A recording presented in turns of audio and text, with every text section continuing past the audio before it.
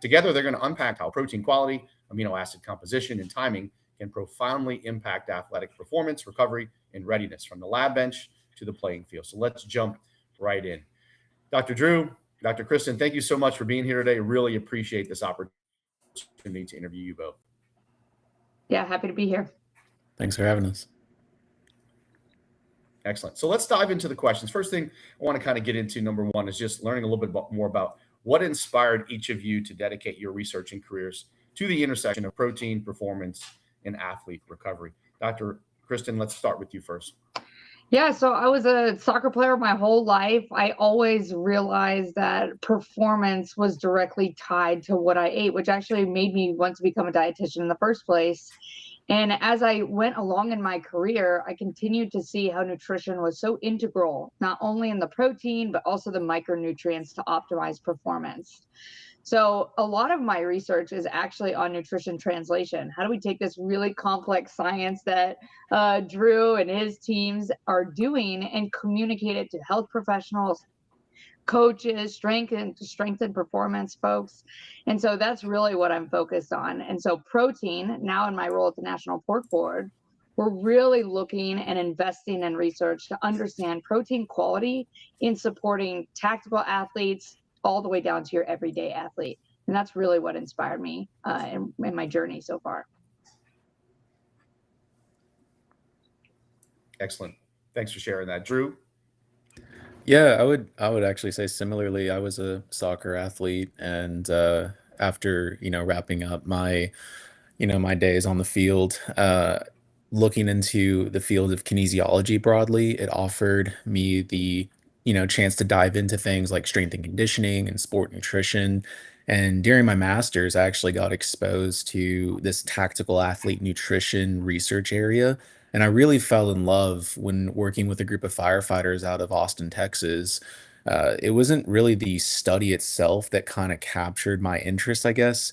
I mean, it was a great study that we did at the time, but it was the firefighters coming up to us and just telling us how impactful it was that we were there asking these questions, seeing them, and just showing that we value them in some way, shape, or form. And I realized really quickly the impact that one could have with this type of research. And then really from there, it's really just taken off. And I've had some great mentors, great support to allow me to conduct research like this, like the National Pork Board, who's, definitely invested in, two studies so far. And hopefully there's going to be some more to come as we start to unmask these strategies that can help tactical or occupational athletes alike.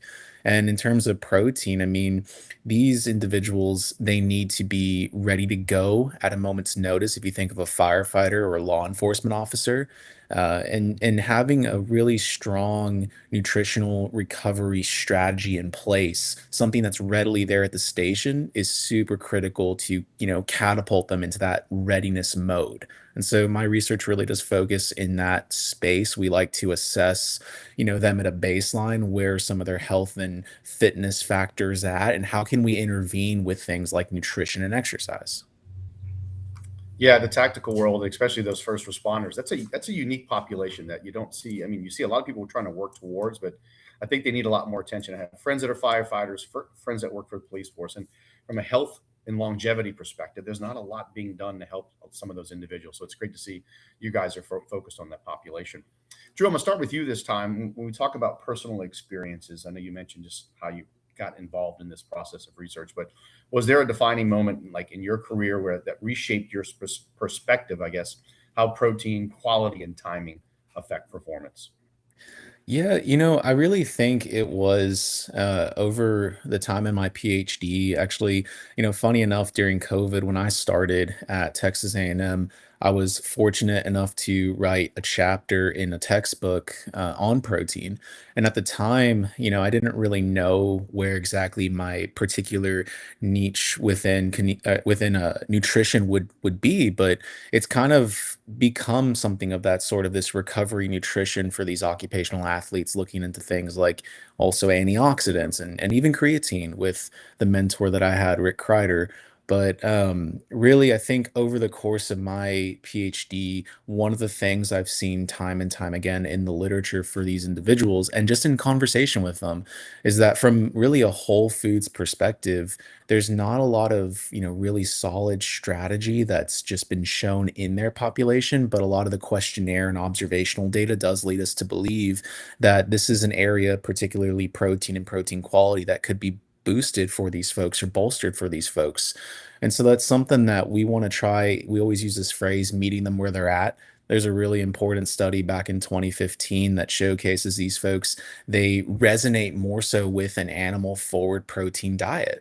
So those sources that come from a higher quality protein source, I mean, that's something that they seem to really want in their diet, but then getting the knowledge around it, having the self-efficacy and all these other factors that come into play of execution of a proper diet for them. That's kind of where it's taken me, and actually really over the last year in terms of, because I'm early career in terms of developing a research program, I've had some really fun experiences of learning a little bit more from dietitians and folks that are a little bit more immersed in, say, a culinary nutrition background.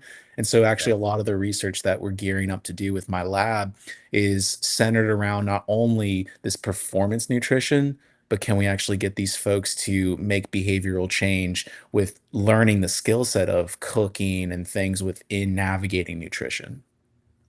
Yeah, that is a big challenge for a lot of people. Like you said, the cooking aspect.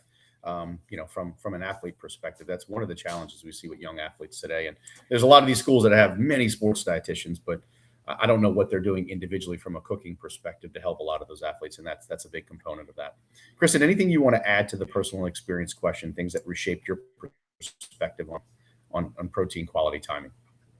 Yeah, I think Drew, you really hit the nail on the head and exactly what my focus is. It's how do we take this really complex science where you're looking at the physiology and the microbiology and all the way down to what's happening with the nutrients you're consuming and the performance output. And how do we boil that down into really tactical ways and practical ways that people can implement it? So whether you're at a fire station or you're at a police headquarters or you're in the military, all of the food being served is an opportunity to grow. And it's not going to be perfect every time, but I think resonating where people are at and then building on that is really how I've continued to go in this space, whether we're talking about an athlete or an everyday person. I've worked in corporate wellness. And so, how do you take even a corporate wellness position where I'd go in and how do you optimize diet at the location in something that they can do? And I think that's where this really comes into play. It's science translation into something that people can do, and protein quality is just one piece of that, and that's our expertise there. Excellent. Thank you. Kristen, I'm going to start with you on this question this time. So when we look at misconceptions, there's a lot of misconceptions with athletes with a lot of different, we can go on many topics. Protein's probably one of those I've seen in the youth athlete population, particularly. They all just think an enormous amount of protein is required to build muscle. But what are some of those misconceptions athletes and coaches still have about protein, especially around animal versus plant timing strategies, or anything you feel is an important area to cover?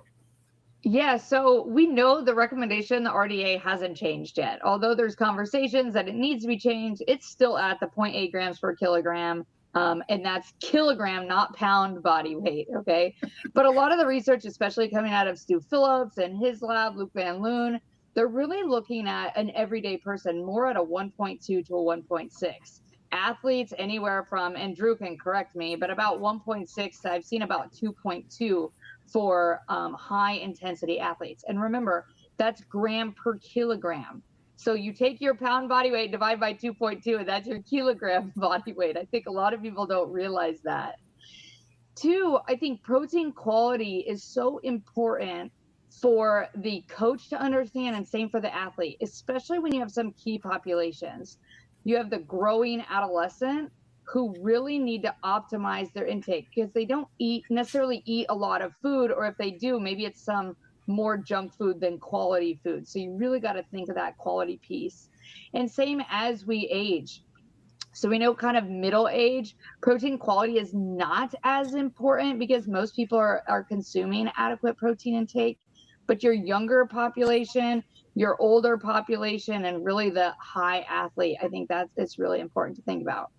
So what is the term high protein quality or high quality? I think a lot of people don't really understand that. They throw it around. High quality is obtaining all the essential amino acids. And really, those are your animal proteins, whether it's pork, beef, chicken, lamb, whatever protein you might be consuming, eggs, dairy, and then also soy. So it can be a high quality protein. Some of your less quality proteins are going to be like your nuts, your seeds, your beans. That doesn't mean you can't eat those foods.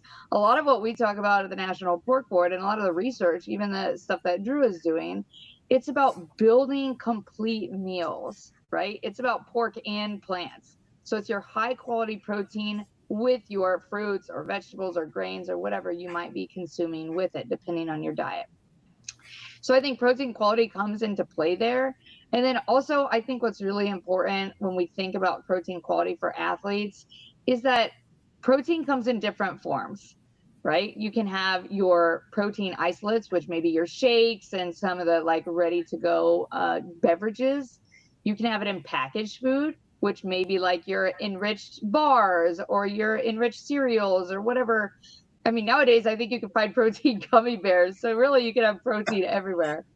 But then you also have whole foods, right? Like your whole animal proteins, like a pork chop or a beef shank or whatever it might be.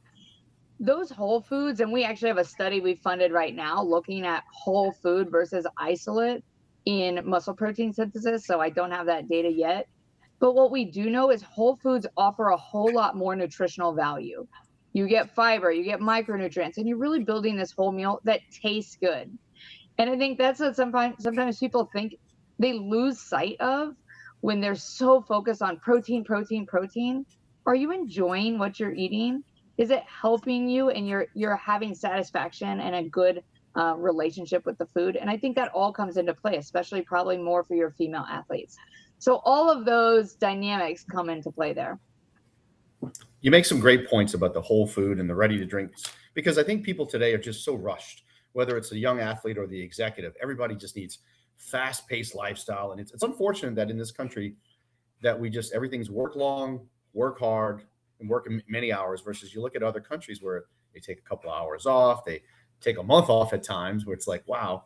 And they enjoy their food. They actually sit down and eat a meal and probably take 30, 40, where it's like ready to drink. Let's just get some convenient protein. Oh, I can drink 3 of these a day. That's my protein. No, it's not the same. And I think one of the things too, I personally recognize when I eat in the morning, eggs, my every day is 2 eggs, egg whites, ham, pork, and make an omelet and then put that on 2 slices of whole grain bread. I'm much fuller. I'm fuller for probably 4 hours versus if I make a smoothie, I'm like 2 hours later, still the same amount of calories. I'm like, I'm ready to eat again. So I think that whole food aspect, people don't realize you're going to stay full a lot longer. And it's from a weight loss perspective, which I know we're not talking about today, that may be more advantageous. Yeah. Drew, I'll start on this question. This is kind of more thought provoking. I want to start with you on this. If you can change one thing about how sports nutrition is currently taught or applied regarding protein intake, what would it be and why?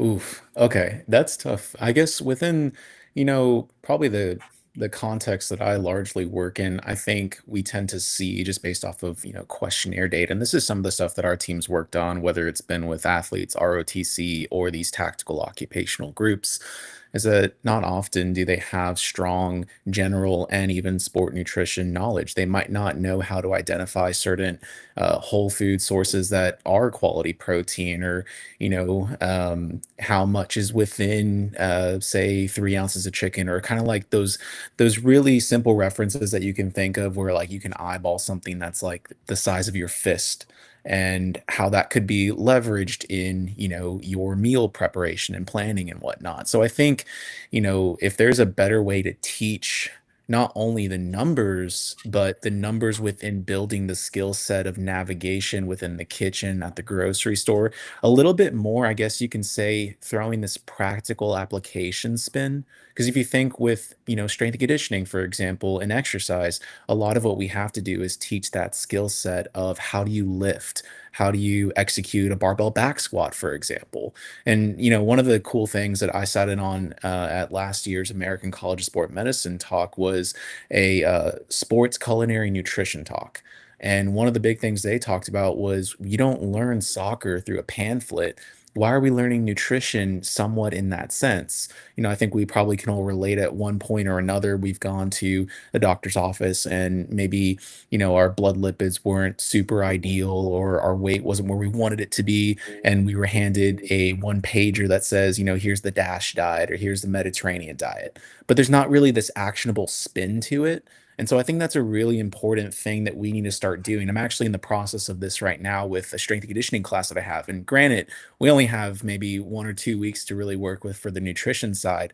But in my mind, it would really make sense that, if they're learning something from the textbook, how can we put that into action? Even something as simple as going to Costco or Sam's Club, buying some of these different snack foods that could be used as somewhat of that recovery piece in between sessions. Maybe it's something that's higher in, some simple sugars to replenish muscle glycogen a little bit quicker and kickstart that recovery process in that context. Or again, in my area with these occupational athletes, obviously that's super critical if you talk going to back emergency responses.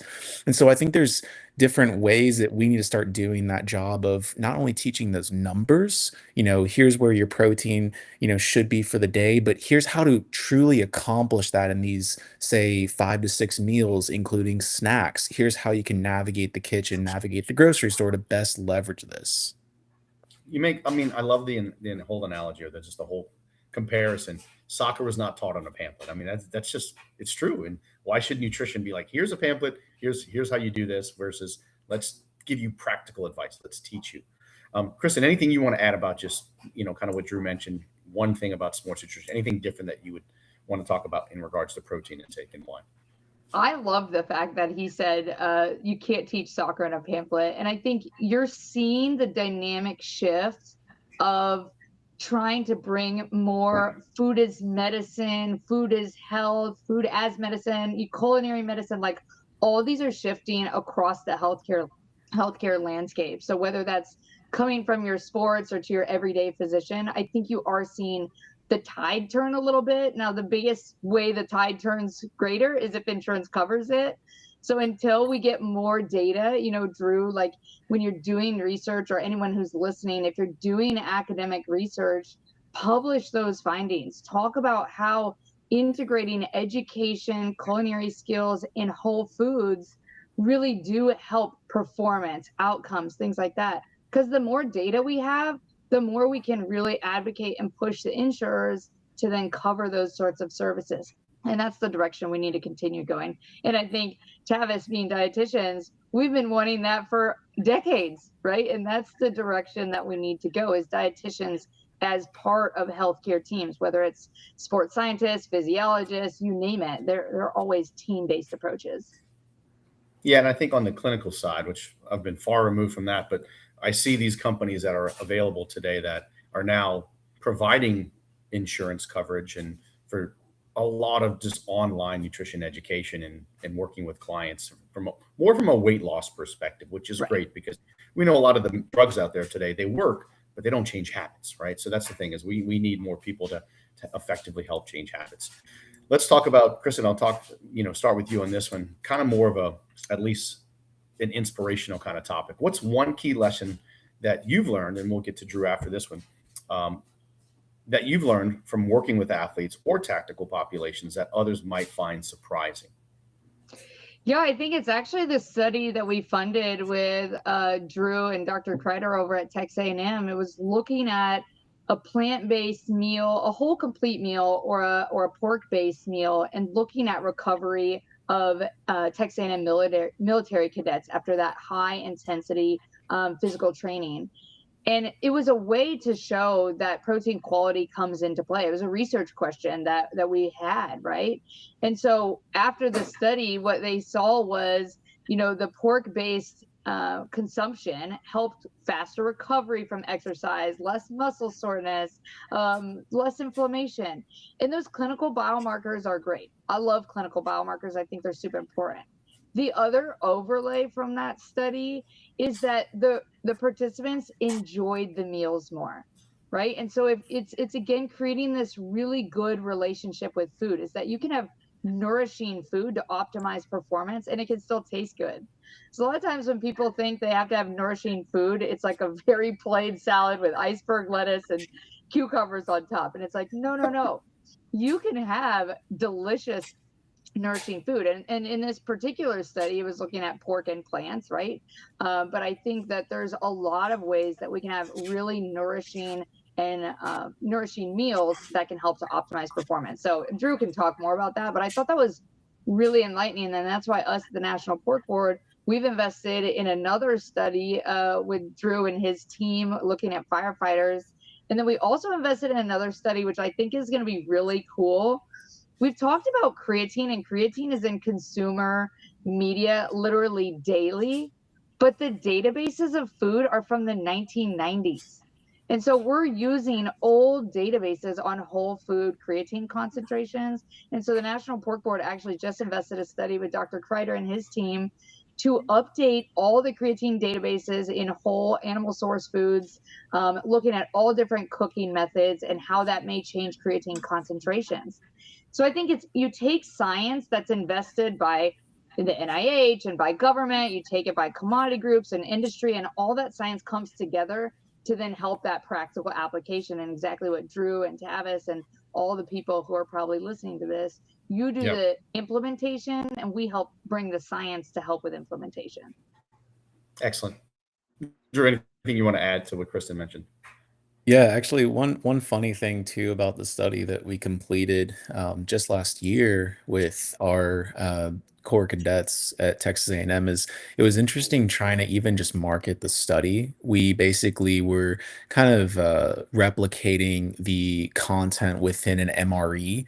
And so when we were advertising this, a lot of the folks they thought they were getting actual MREs and they were a little bit either apprehensive at first or when they got there they were surprised and they did really resonate with the type of food that they were consuming and oftentimes we found that that animal forward source was a little bit more robust in their response, at least subjectively there. And we did see that a little bit of evidence from a performance perspective that kind of shed some light that I think over time, if they're seeing these repeat scenarios that are high demand, or in another context with what we're about to start, looking into with firefighters, is if they have repeat emergencies, it starts to beg that question: Are you doing enough from a recovery standpoint if you're having more of the animal-based versus the plant-based? And so I think with that, I was always surprised actually at this that these tactical athletes, for example, there really is just it's so much chaos. I really should say there's so many different factors, a lot of stress that these individuals face. And recently we even did some work shedding light on the idea that not only are they dealing with obviously the natural process of aging, which is going to ultimately get all of us, but they're dealing with accelerated aging because of all the stressors of their job. And so you take a young firefighter joining the service, say at 20, and they get to maybe 10 years in versus someone who maybe started a little bit later on in their 30s and only goes 5 years. Well, that 10-year exposure might be greater and putting that individual at a greater risk than the one who just had the 5-year exposure. And so these real world situations like this is why we believe it's probably not that we're going to completely fix everything from a nutritional perspective, but could we at least maybe stave off some of the real bad stuff that can ultimately accelerate the disease progression for these folks? Can we stave that off and give them a little bit better career longevity and hopefully, across the lifespan? So I think these are some of those real world questions that we're hopefully trying to unmask in the coming years. And I think it's a really exciting time with all the things that, Kristen had highlighted with the study that we first did, what we're gearing up to do, and even with the creatine and different, animal based or different slices or styles of pork, showcasing that folks can really strategize even better with what they're getting in their diet from a food forward approach. Excellent. Yeah, no, this was just a great conversation on this topic, just to kind of see just the difference between, and I know there are going to be people that are going to be plant based no matter what, and that's fine. But there's so many individuals and athletes that just don't realize the value, the nutrient value of animal versus plant based, especially from the recovery standpoint, the amino acid standpoint. So really interesting information. Stay with us as we take a short break and thank our sponsors. You're listening to the Eat to Win podcast with your host, Tavis Biatoli. Welcome back to the Eat to Win podcast, where we're talking with Dr. Kristen Hicks-Roof and Dr. Drew Gonzalez. Let's get back to it. All right, let's talk about controversial, challenging topics. Drew, there's a lot of debate about red meat and athlete health. How do you navigate the balance between evidence-based protein quality and public perception?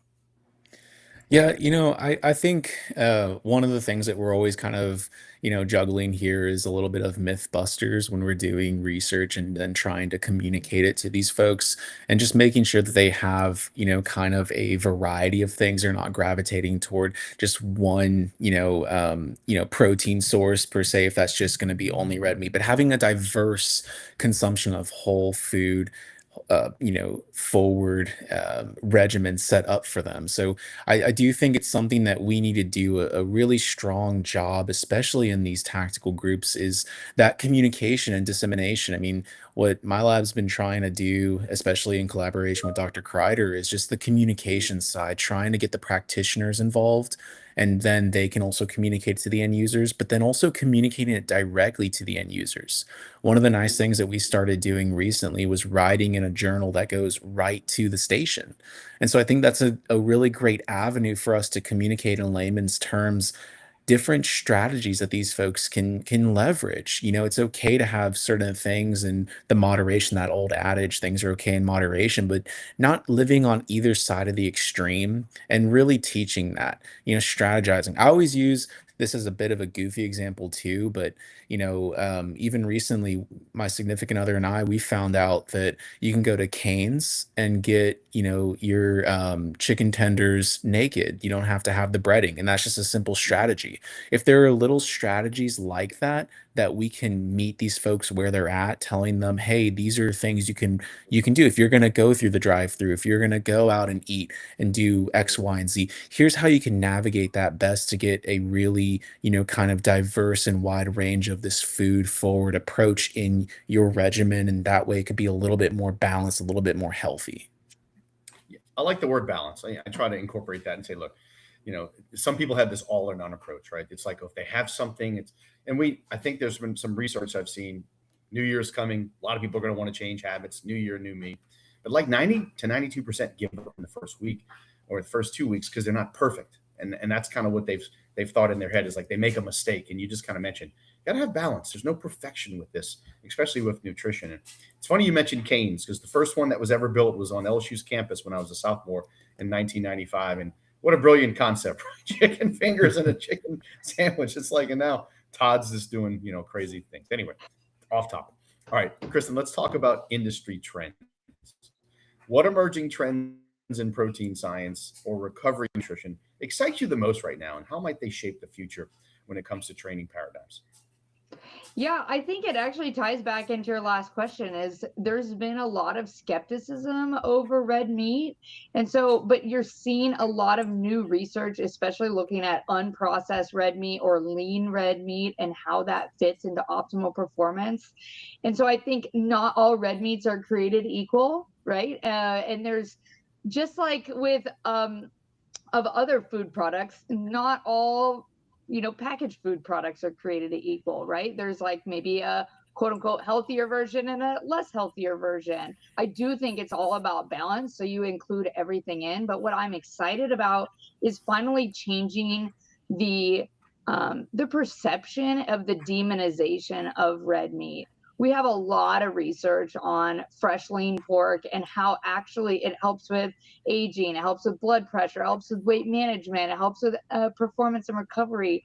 And so I think it's a good opportunity to show people that you don't necessarily need this good bad approach.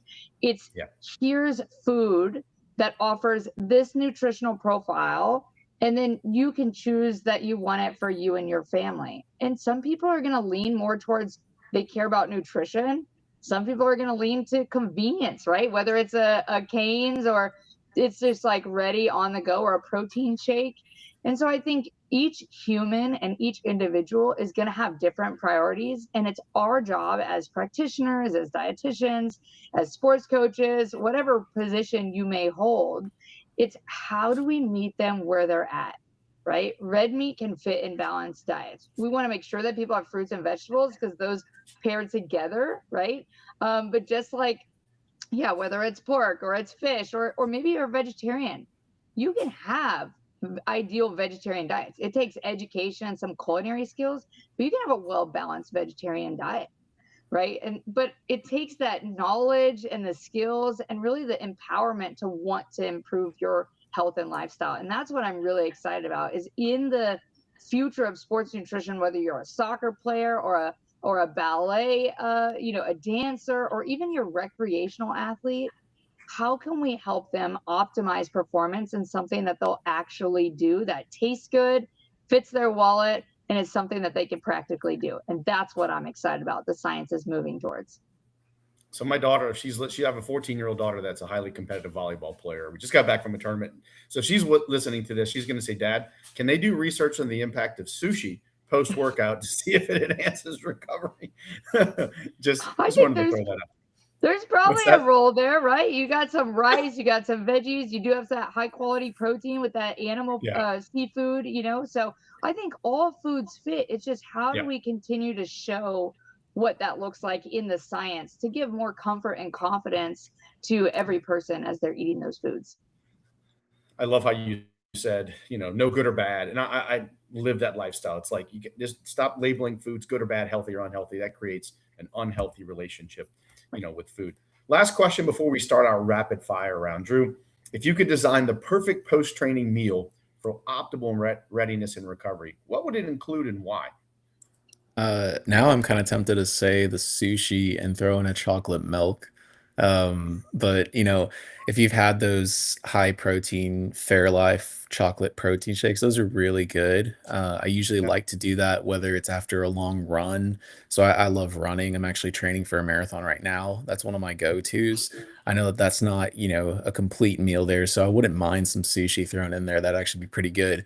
One of the things that we usually do just at home is this is just because of convenience, but air fry some chicken nuggets that we found at the grocery store. But the nice thing with these is they actually have a really good ratio of carbs, fats, and proteins, a little bit higher on the protein side versus like your standard like Tyson nugget. I'm not trying to say anything there other than these are just they taste really good after throwing them in the air fryer. So I'm pretty basic when it comes down to it.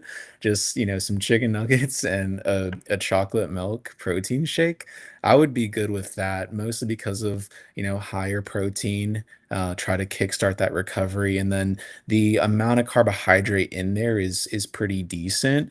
I'm also a pretty big sugar junkie, I like to say, so I'll throw in like a few, maybe like random thin Oreos or something, just to kind of crave the sweets. But yeah, I probably don't have the most amazing recovery meal right there, but chicken nuggets, Oreos, some chocolate milk, that'll get it done for me. I think Carbs and anyone protein, is. right? Oh my gosh. I think people listening are like, yes, Drew just approved that as the post recovery meal. Well, I'll never They forget when I was with Tulane Athletics. I was talking to, I don't remember if it was the swim team or tennis team, and somebody was asking about donuts, and I was like, "Look, donuts can fit in the diet. If you're going to have sugar, have it after the workout, and then have it with like a chocolate milk because we had a refrigerator with milk and things they can go grab." Well, one of the coaches they came up to me like a day later. Hey, one of the athletes said they can eat donuts. I don't think that's a good idea. So wait a minute. It was just the context of how you hear so like you said, wow, this guy said I can eat Oreos. That's great. I'm going to be good to go. I would say from a dietitian perspective, right? And I think Drew, that's practical, right? If you may Yeah. be younger, you're on the go, you're working full time, if you have kids, you may need some of those convenient options. And I think look at your lifestyle and what fits in your lifestyle. We want to push people towards whole foods. We would love people to cook. Now, obviously, that's not always ideal, but I think that's where the food industry kind of meets where people are at. the food industry really works to create products to help support people. So now you're seeing some, smaller dairy options. You're seeing bite-sized pork to-go cups, or you're seeing bite-sized chicken on the go. I saw the other day they have I think it's Tyson might be having a like chicken poppables that fit in a cup holder in a car, right? And so I think that's where the industry does a great job in the sense of creating products for people who are on the go. But I encourage people, eat your high quality protein, but always pair a plant with it. Pair a fruit, a vegetable. It could be like a skewer, a sweet potato mash, a veggie sticks, whatever. Try and pair that with to really optimize the nutrition while also helping with the protein intake. Excellent. Let's start a little quick rapid fire round. Really, so just quick little questions for each of you. Kristen, I'll start with you. Coffee or tea? Oh, tea all the way. Drew? Coffee, iced coffee. All right. Kristen, favorite training snack? My favorite, I do a ham, egg, and cheese, like little mini breakfast taco after I work out. Perfect way to get my 20 plus grams of protein and taste delicious. They have these little mini store-bought like pierogies. If y'all have had those filled with like cheese and potatoes, those are also pretty good. So we usually sub those for the chicken nuggets or one or the other. Kristen, morning or evening workouts? I'm a morning, I'm a 6:15 girl. Nice. Drew? I don't know that I have a particular time. It's kind of whenever I can fit it in. The day's chaotic for my own self. I kind of induce that on myself. Kristen, best advice you've ever received about recovery? I think oh man, that's such a good one. Best advice is do what works for you. Awesome. I like that. Drew? Yeah, I would say the same, or listen to your body. If you need rest, take it. If you need a little extra sleep, take it. Yeah, like when you say do what works, who was it? Marshawn Lynch eating Skittles like at halftime or on the sidelines in football. All right, last question here. One thing people don't know about your research, Christian. So we invest almost $1 million a year as the National Pork Board in research, everywhere from infants to aging to tactical athletes to your everyday health. And so I think that's really impressive that we're helping to contribute to advance the role of pork in human health. Excellent. Drew? We do a lot of clinical assessments that, may not get highlighted as much. A lot of the publications we do is just at like a baseline level, trying to understand health and fitness and how those things relate into ultimately what nutritional intervention we can leverage. Excellent. All righty. I'm going to dive into a couple more questions and we'll close it out. Future aspirations. So, Drew, I'll start with you on this one. Where do you see the field of performance nutrition heading, let's say, in the next 5 years? And how do you hope your work contributes to that evolution? Yeah, well, I think it does align with what the focus of my lab is, trying to spearhead right now, which is related to this kind of tactical culinary nutrition space. We're actually going to be doing a little bit this next year to kind of build a foundation for it. And then ultimately, I think that's where in the next really 5 to even 10 years, my research focus is going to be, because at the end of the day, it's kind of like we were suggesting earlier, we can definitely get all the information out there, try to boost the knowledge of these different tactical and occupational personnel. And it extends far beyond just your firefighter, law enforcement officer, military. I mean, you might even think flight attendants, pilots, nurses, physicians, corporate workers, construction. These folks, if we can find a way to teach that skill set of nutrition and really bolster that, I think that would be something that just revolutionizes this space. And hopefully it does steer them closer to that behavior change piece. Or even if it's just at the start, getting little things in the right direction, that's huge. We all probably deal with it at different points in our lives. I know my nutritional journey has ebbed and flowed, and there are times that I get knocked off and need to get a little bit stronger on, honing in on something. And I learn something new as I start, diving down the rabbit holes. But I think it's trying to get folks to really understand how to, leverage some of these skill sets around nutrition and ultimately, hopefully, reach their goals. Excellent. Kristen, anything you want to add about just where do you see the field of performance nutrition in the next 5 years?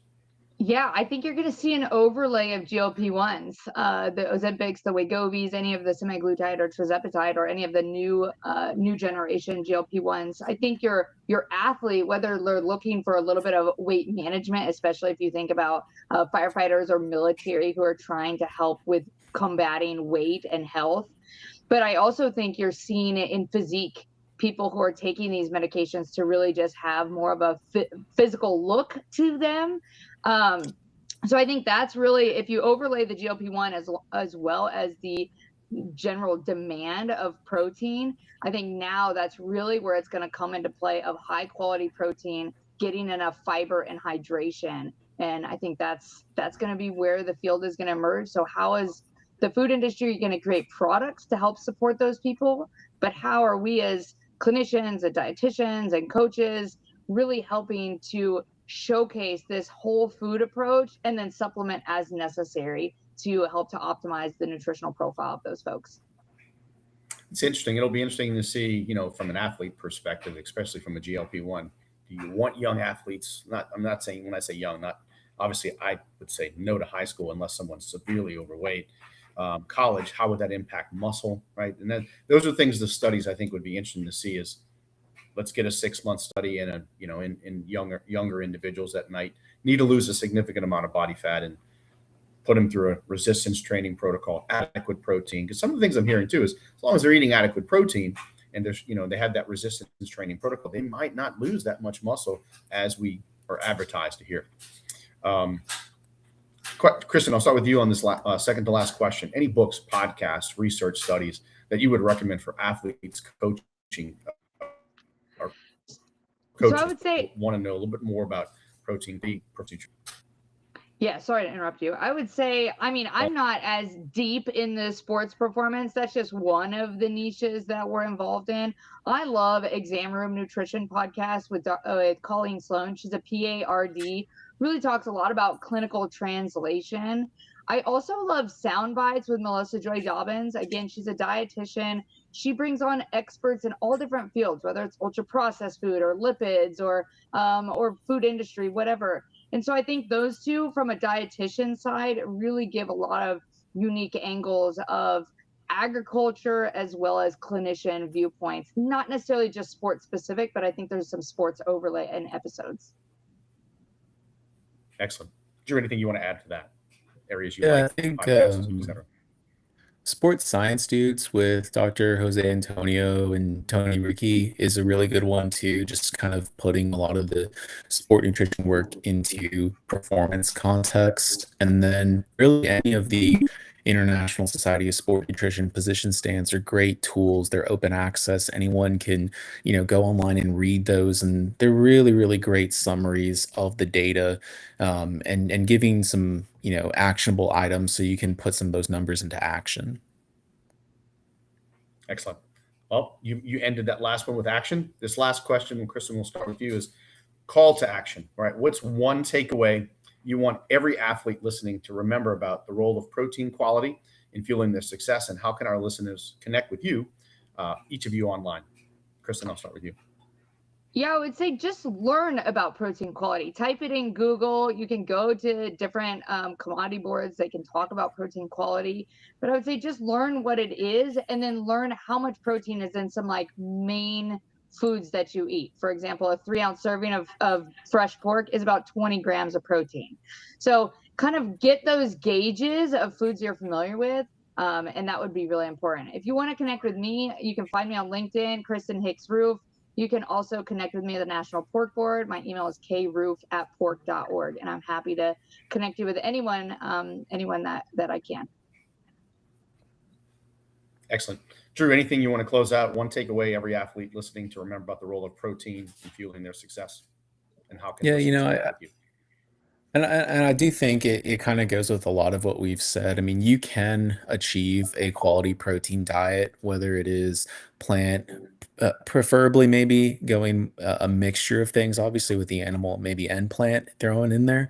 But it might be that you have to consider additional calories and cost. And that's actually one of the things we talked about in a misconceptions paper with the ISSN that we wrote back in 2023. So that's something that is also open access, folks can read.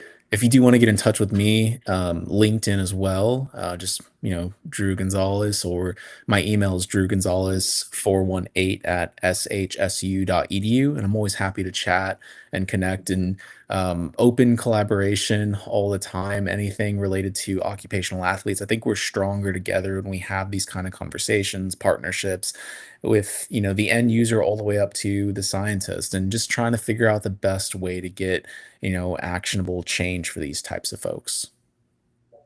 Awesome. Thank you both. This was just a great, fun discussion to talk all things related to just protein timing, quality, and then just anything outside of that. So thank you all both for your time and expertise. This was just really a great session. Thank you. Thanks, Tavis. Appreciate it. Thank you. That's it for today's episode of the Winner's Circle and the Eat to Win podcast. A huge thank you to Dr. Kristen Hicks-Roof and Dr. Drew Gonzalez for joining us and sharing their expertise.